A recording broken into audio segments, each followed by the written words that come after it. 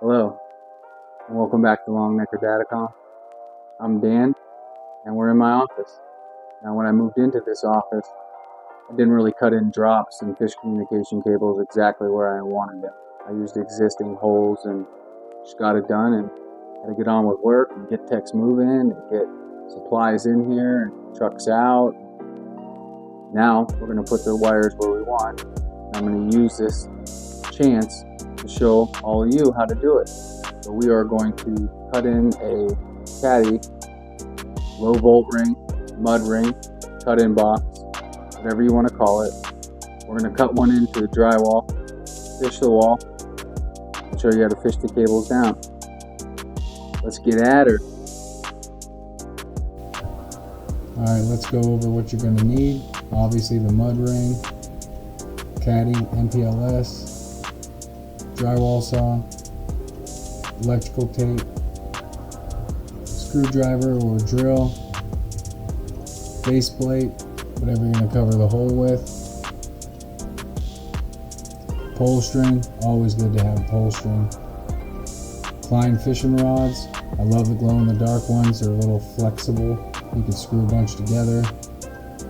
You can use the steel fish tape, any of it will work, but I like to use the rods for this situation. These things are absolutely money.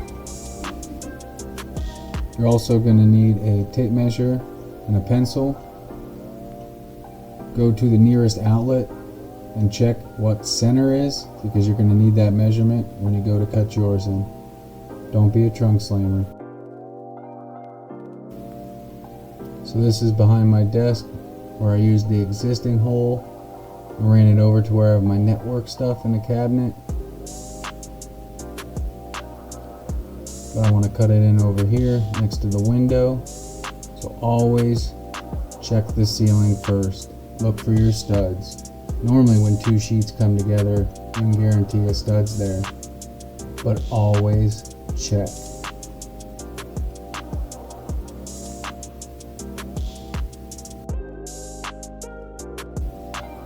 Just like I said, we're going to double and triple check. Make sure there's an actual stud there. Yep. Feel where the edge is. Now this drywall doesn't go all the way up to the ceiling, so I'm lucky. If the driveway went all the way up, I would cut right there, a little square. Reach my fingers in and check. Look down the stud line. Should be clear. Go a couple inches to the left of the stud.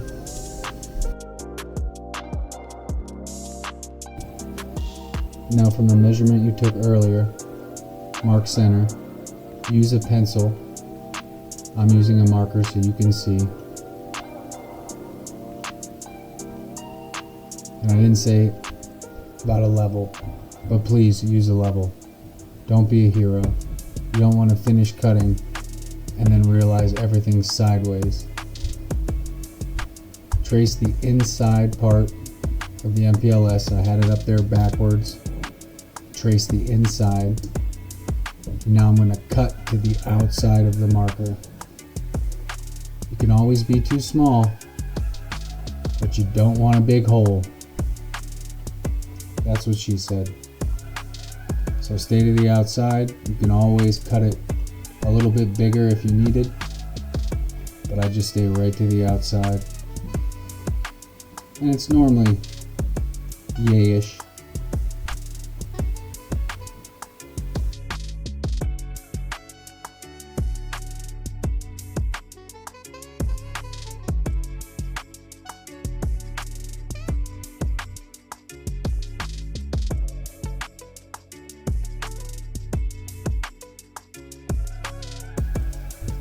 Follow your cuts all the way around. It doesn't really matter what order you go in.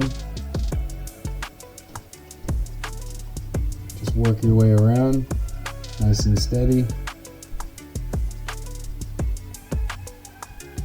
And voila, she pops free. Now I'm going to reach in there and see if I can feel where the stud is.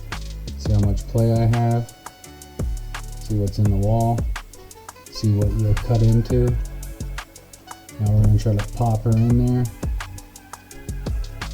And then they'll fold back around the back side of the wall. Around the back.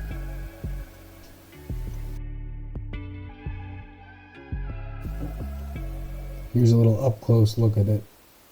And that's how it folds over the back. So it pinches the wall. You run the screw through the hole, it catches in one of those tabs and pulls tight on itself. Through one hole, into the other hole, and pinch.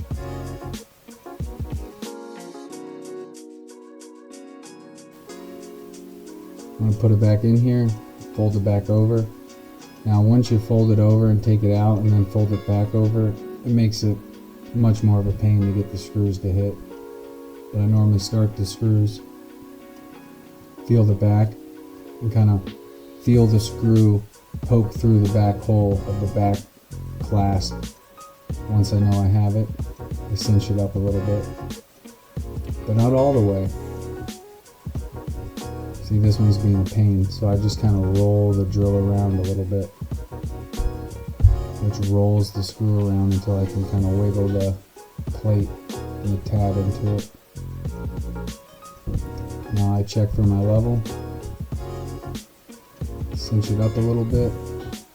Sometimes when you pull it tight with the screw, it throws the whole level off, so you might have to back the bottom one out. Just kind of monkey with it a little bit till you can get it good. Put my 5 head right in the video there. Sorry for blinding everybody. Tighten her up. Bang. A little bit more. A little more squeeze. Nice and tight, like a taga. Piecing that puzzle together. Get my Klein rod. I screwed 2 of them together, and then I like to use my fingers and flex them right up the wall against the back so I can pinch them tight against the stud, run it right up to the stud. Once I can feel it hit the top, jump on the ladder,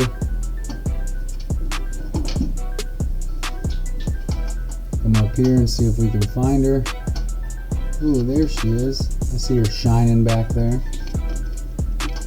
Now it's really fun to try to get it out with one hand and hold the camera with the other hand. But we'll get her. There she is.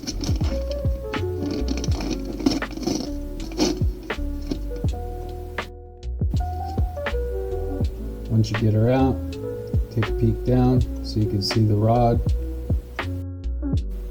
This is where we're going to use the string and the tape. Tape the string on the rod and make sure you're not an a-hole and you leave yourself a tag end so you can get it off.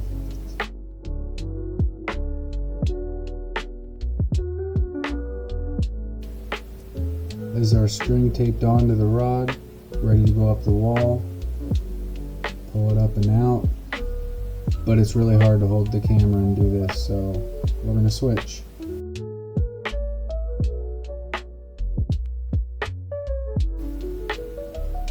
Alright, so I'm going to work the fish sticks up and out of the wall with the string taped on the end, and of course, tape end gets stuck. Everything's a pain, but you'll get it done. Inch her up the wall, pull out the string. Come on. Don't whack everything with the fishing rods and knock everything off the desk. Now hopefully you left the tag in so you can get it off without having to cut it. Now I'm going to take the string and I'm going to tie it up here so it can't fall down the wall or get yanked back down by accident, because that's the worst thing when that happens. So tie it off. Now we're back down at the box. I'm going to coil up the string and set it in there. The insulation will keep it close. I have to unfish all my Cat 6 cables to the devices they go to before I would tie them to the string and pull them down the wall. So for the time being, I'm just going to screw this blank plate on here.